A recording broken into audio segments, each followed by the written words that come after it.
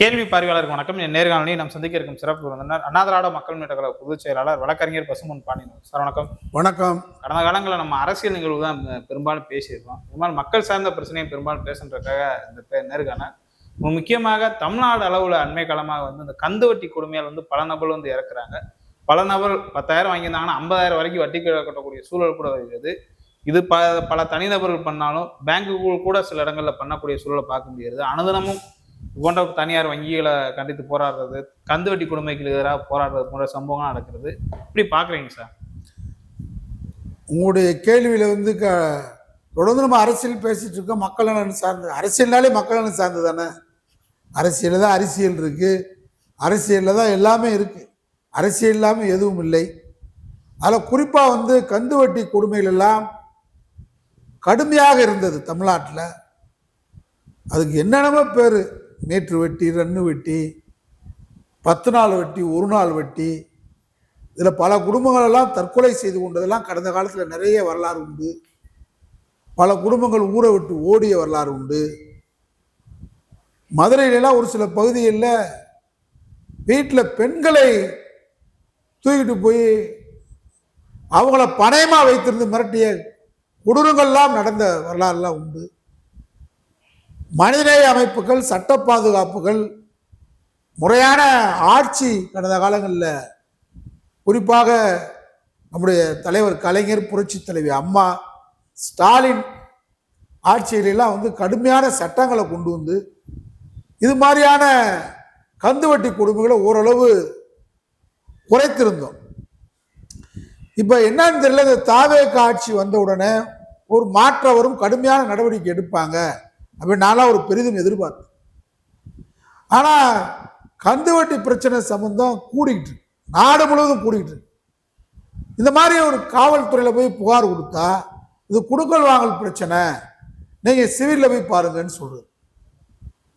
ஆனால் அது குடுக்கல் வாங்கல் பிரச்சனைனா சிவிலில் போய் பார்க்கலாம், அது உரிமையல் பிரச்சனையாக இருந்தா. ஆனால் அவன் வீட்டுக்குள்ளே அண்டாவை தூக்குறது, வீட்டுக்குள்ளே வீட்டில் இருக்கிற பொருளை தூக்குறது, வண்டியை தூக்குறது, காரை தூக்குறது, வன்முறையாக பேசுறது. பேங்கே சில தனியார் பேங்க் இந்த நடவடிக்கை எடுக்குது. அனாவசியமாக பேசுறது, அக்கிரமமாக பேசுறது, சீஸ் பண்ணுறதுக்கு உரிமையெல்லாம் கிடையாது. ஒரு வழக்கறிஞராக சொல்கிறேன். இதனால் மரண எண்ணிக்கை இன்னைக்கு கூடிட்டு இருக்கு. ரொம்ப ஒரு ஆபத்தான சூழ்நிலை இருக்கின்றதை தமிழ்நாடுடைய முதலமைச்சர் விஜயுடைய கவனத்துக்கு கொண்டு வரேன். மறுபடியும் மீட்ரு வட்டி, ரன்னு வட்டி யார் வாங்குறா? சாதாரண அன்றாட உழைக்கக்கூடிய பாட்டாளி மக்கள் தான் வாங்குறாங்க. சாதாரணமாக ஒரு காய்கறி கடை வச்சுருக்காங்க. காலையில் அவங்களுக்கு முதலீட்டுக்கு ஒரு 100 ரூபா தேவைன்னா காலையில் 8 மணிக்கு வாங்கலாம், இரவு 5 மணிக்கு 110 ரூபா கொடுக்கணும். கொடுக்கும்போதே அவர் 100 ரூபா 10 ரூபா எடுத்துகிட்டு தான் கொடுப்பாரு.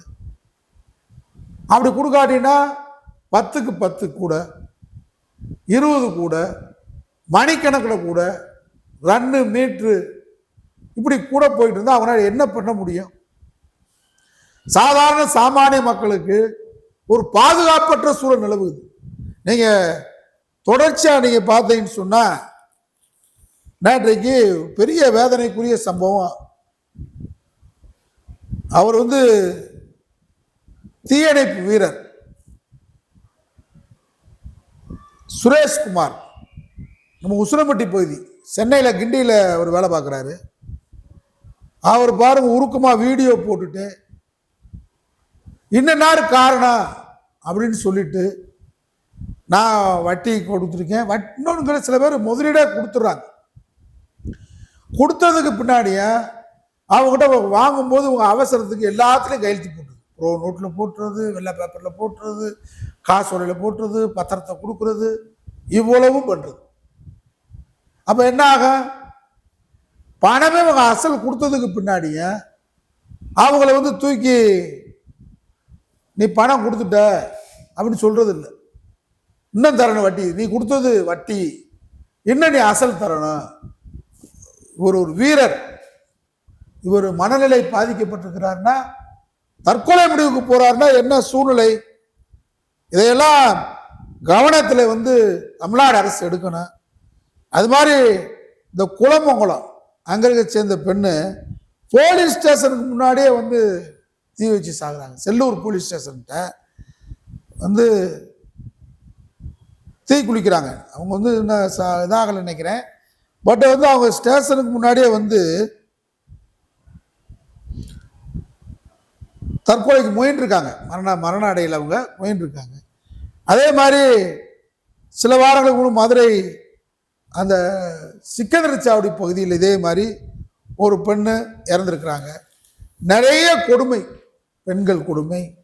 வீரன், ஒரு தீயணைப்பு வீரரே போய் மனமுடைந்து மரணமடைகிறாருன்னா காரணம் என்ன? கந்துவட்டி கொடுமைன்றது உச்சகட்டமாக இருக்கு. குறிப்பாக திருப்பூர், ஈரோடு, கரூர் இந்த தொழில் நகரங்களை ரொம்ப மோசமாக இருக்கு. அது மாதிரி தருமபுரி, கிருஷ்ணகிரி இந்த பகுதியிலேயே விவசாயம் செழிக்கலை. விவசாயத்துக்கு தேவையான மழை இல்லை. விவசாயத்துக்கு தேவையான இடுபொருட்கள் கிடைக்கல. விவசாயத்துக்கு தேவையான எந்த விலை நிர்ணயம் இல்லை. அப்படின்போது என்ன செய்வான்? கூலி விலையும் கிடைக்கல. நகரத்துக்கு வர்றேன், இங்கேயும் கூலி விலை. கட்டுமான பொருள் கூட ஏறி போச்சு. கட்டுமான பொருள் விளையிறதுனால வேலை நடக்கலை. அப்போ உங்களுக்கு வந்து அன்றாட பிழைப்பு நடத்துவதற்கு ஒரு வட்டிக்கு வாங்க வேண்டிய சூழ்நிலை இருக்குது. வட்டின்றது இன்னைக்கு மிகப்பெரிய கொடுமையாக இருக்கு. இப்போ என்கிட்ட நான் ஒரு வழக்கு அடிப்பில் என்கிட்ட ஒரு பெண்ணு வந்தாங்க. நீங்கள் மதுரையில் ஒரு காவல் நிலையத்துக்கு முன்னாடி நானே போய் இன்ஸ்பெக்டர் சொல்கிறேன், இந்த பெண்ணுக்கு ஒரு பாதுகாப்பற்ற சூழ்நிலை வந்து 2 பெண் குழந்தை கையில் வச்சுருக்கு, வெளிநாட்டில் இருக்கார் வீட்டுக்காரரு, இவங்களை பாதுகாத்து விடணுங்க, இவங்களுக்கு வட்டி இவங்க வட்டிக்கு மேலே வட்டி கொடுத்துருக்காங்கன்னு சொல்கிறேன். அவர் சொல்கிறாரு, என்கிட்ட பேசிக்கிட்டு அந்த வட்டி கொடுத்த பெண்கள் பூராமே ஒரு ராப் கார்டு சிரிக்கலாக இருக்குது. அப்படியால ஒரு 50 பேர் இவரே இன்ஸ்பெக்டர் வர சொல்கிறாரு. நான் பார்த்தேன், வெளியே கூட்டு வந்து காரில் அந்த பொண்ணை வந்துக்கிட்டு இருக்காரு தெரிஞ்சிட்டேன், பெண்கள் கூட்டம் வந்துக்கிட்டு இருக்கிறத. அந்த பெண்ணை வேற காரில் அனுப்பிச்சி விட்டு வேற இடத்துக்கு பாதுகாப்பாக அனுப்பிச்சி விட்ட சூழல். எங்களை போன்ற மூத்த வழக்கறிஞர், ஒரு அரசியல் கட்சியுடைய தலைவராக இருக்கிறேன், எங்க மாதிரி ஆளுகிட்டே வந்து வேலையை காட்டுறாங்க காவல்துறை. கந்துவட்டிக்காரங்களுக்கு ஃபோன் பண்ணி வர சொல்லி அந்த பெண்ணை காவலத்துக்கு முன்னாடி அடிக்கிறதுக்கு முனைகிறாங்க. நான் அவங்கள பாதுகாப்பாக அனுப்பிச்சி விட்டேன் வேற காரில். காவல்துறை அப்படி இருக்கு. காவல்துறை கந்துவட்டிக்காரனுக்கு ஆதரவாக செயல்படுது. வட்டி வழக்கு போடுறது இல்லை. தேவைன்னா சிவில் வழக்குன்றது, சிவில் வழக்கு தேவைன்னா கந்துவட்டி கேஸில் போடுறது, காசை வாங்கிட்டு.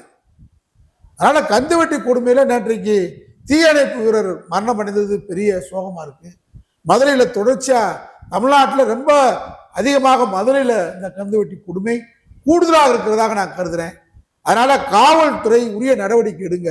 கந்துவட்டியால் பாதிக்கப்படக்கூடிய மக்கள், நீங்க வந்து உயிரை உயிர்ன்றது பெரிய விஷயம்.